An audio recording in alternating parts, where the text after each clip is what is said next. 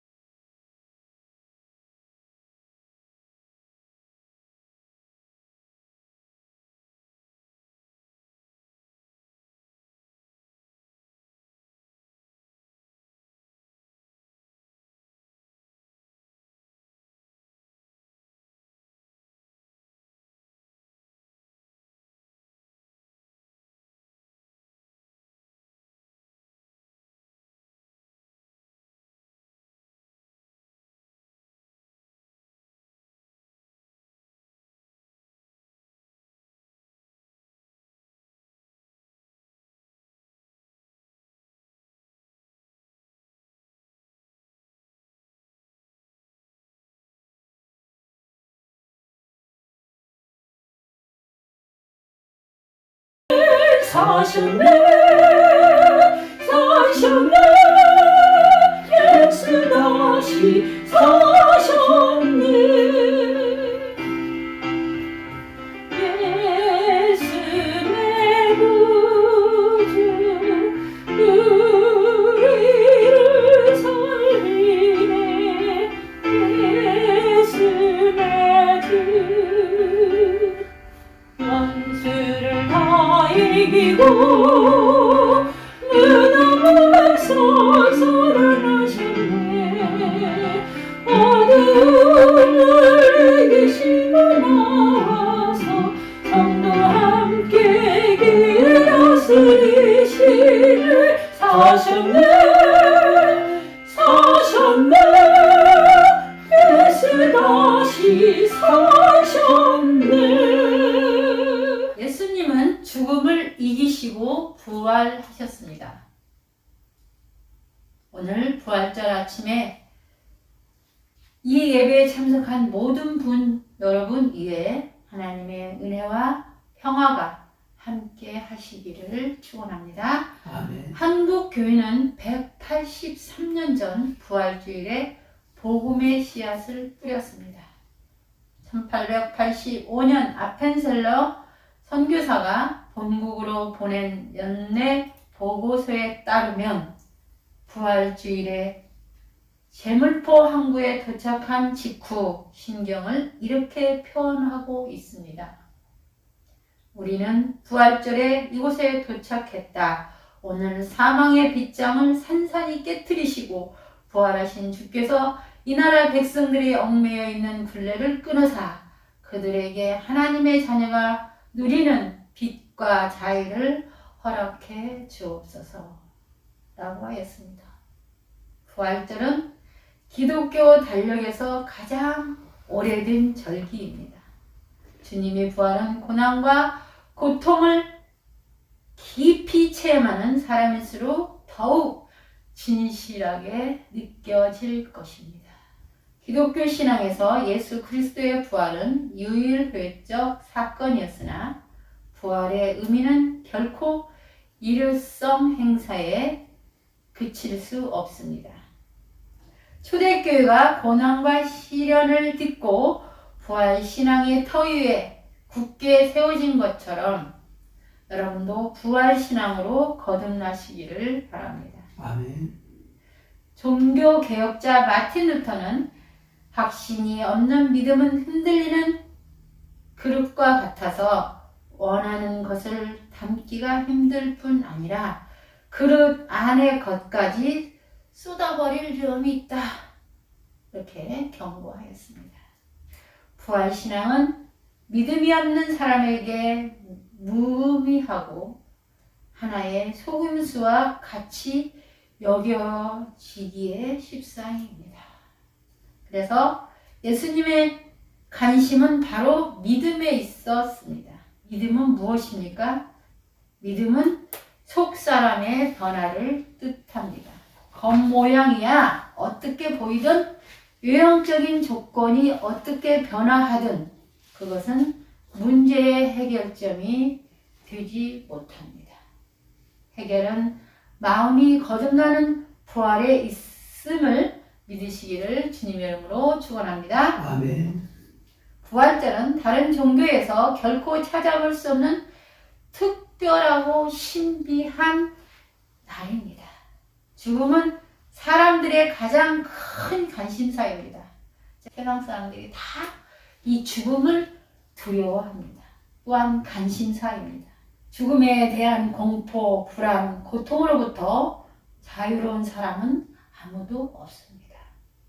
그럼에도 부활을 믿고 축하하는 신앙은 기독교에서는 어떤 종교에서도 찾아볼 수 없습니다. 오늘 본문은 예수님의 빈 무덤을 증언하고 있습니다. 과연 무덤 안에서 무슨 일이 일어난 것일까요? 본문 말씀 누가복음 24장 1절에서 6절 말씀을 보면 안식 후 첫날 새벽에 막달라 마리아와 함께한 여자들이 무덤에 찾아갔을 때 무덤은 이미 비어 있었다고 말하고 있습니다.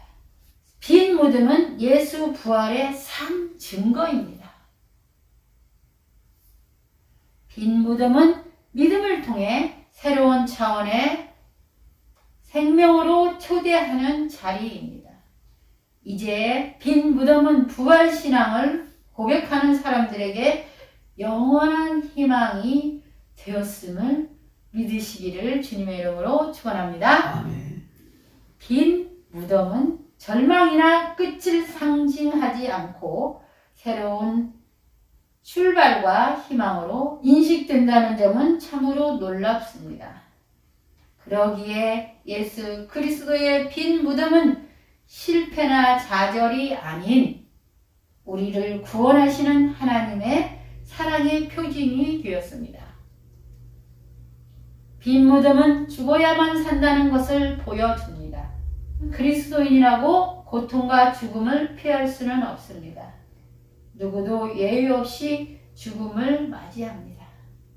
그러나 부활하신 주님이 계시기에 예수 그리스도의 빈 무덤은 우리를 안심하게 해주는 것입니다. 믿으십니까? 아멘. 네, 우리 기독교는 빈 무덤을 소중하게 여깁니다. 빈 무덤은 무엇입니까? 그것은 부활신앙을 의미합니다. 부활신앙이란 무엇입니까? 그것은 영원한 희망을 의미합니다. 희망은 깨어있는 자의 꿈이라는 말이 있습니다. 부활신앙은 죽음 이후의 문제가 아니라 살아있는 자들의 소망임을 믿으시기를 주님의 이름으로 축원합니다. 아멘. 부활신앙은 바로 지금 내 안에서 이루어질 사건이어야 합니다. 예수님의 부활을 증거한 두 천사는 여자들을 향해서 말합니다. 어찌하여 산자를 죽은 자 가운데서 찾느냐? 여기 계시지 않고 살아나셨느니라. 갈릴리에 계실 때 너희에게 어떻게 말씀한 것을 기억하라 라고 전했습니다. 부활하신 주님은 여자들을 향해 또 제자들을 향해 그리고 오늘 우리들을 향해 다시 갈릴리를 상기시키셨습니다.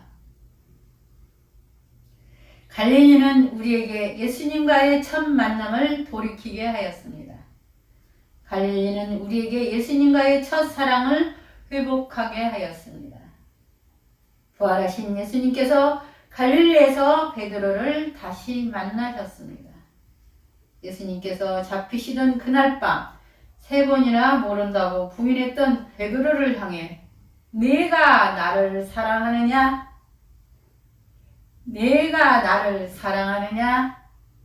내가 나를 사랑하느냐? 라고 3번이나 물으셨습니다.